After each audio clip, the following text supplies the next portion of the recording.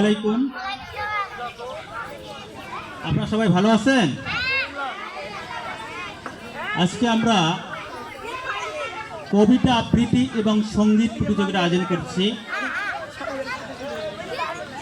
নৃত্যটা এই প্রতিযোগিতা যদি এটা দুটো ছিল, পরবর্তীতে আমরা যুক্ত করেছি নৃত্য, একক নৃত্য, দলীয় নৃত্য সহ আরো বেশ কয়েকটি প্রতিযোগিতা। আমরা যারা এই প্রতিযোগিতায় অংশগ্রহণ করবেন তাদের মধ্যে প্রথম এবং দ্বিতীয়কে পুরস্কার অবশ্যই করব। আর যারা বিজয়ী হবেন তাদের জন্য রয়েছে বেশ কিছু পুরস্কার। এর মধ্যে ক্রেস্ট রয়েছে, সবজির চারা রয়েছে আলিফ সিটের সৌজন্যে, আর উপস্থিত যারা মা থাকবেন শিক্ষার্থীদের তাদের জন্য রয়েছে একটি করে গাছের চারা। আমি এই গাছের চারাটা শুধু আজকে এখানে নয়,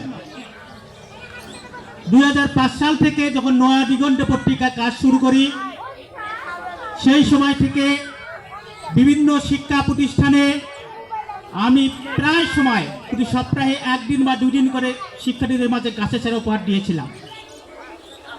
একটা স্কুলে একজনকে না, যে স্কুলে গিয়েছিলাম ডোনারদের আর্থিক সহযোগিতা নিয়ে উপস্থিত সকল শিক্ষার্থীদেরকে দিয়েছি আমরা। এর কারণটা কি? আজকে যে বাবুটা 5 বছর বয়স, 4 বছর বয়স, 6 বছর বয়স, প্রথম দ্বিতীয় বা তৃতীয় শ্রেণীতে পড়তেছেন, এক সময় এই বাবুটি এসএসসি এবং এসএসসি পরীক্ষা দেবে না? সেই সময় অনেক সময় আমরা দেখি ফর্ম ফিল আপ করার টাকা থাকে না, খাতা কলম কিনতে টাকা থাকে না, বই ক্রয় করতে টাকা থাকে না। ঠিক এই জন্যই আমি এই গাছের চারা 2005 সাল থেকে নিতেছি।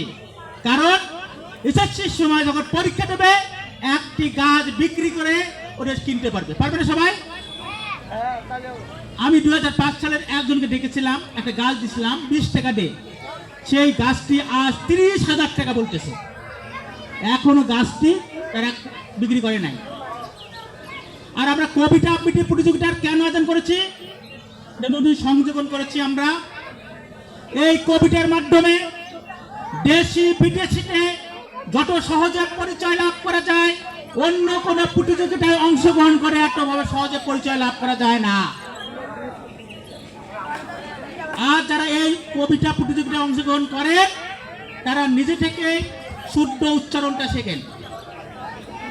এই যে শুদ্ধ উচ্চারণ শেখার আগ্রহ তৈরি হয়ে যায় এই প্রতিযোগিতায় অংশগ্রহণ করার জন্য। এর ফলে এই শিক্ষার্থীদের পরবর্তীতে সময় অনেক ভালো কাজ লাগবে। সবাইকে ধন্যবাদ। আসসালামু আলাইকুম।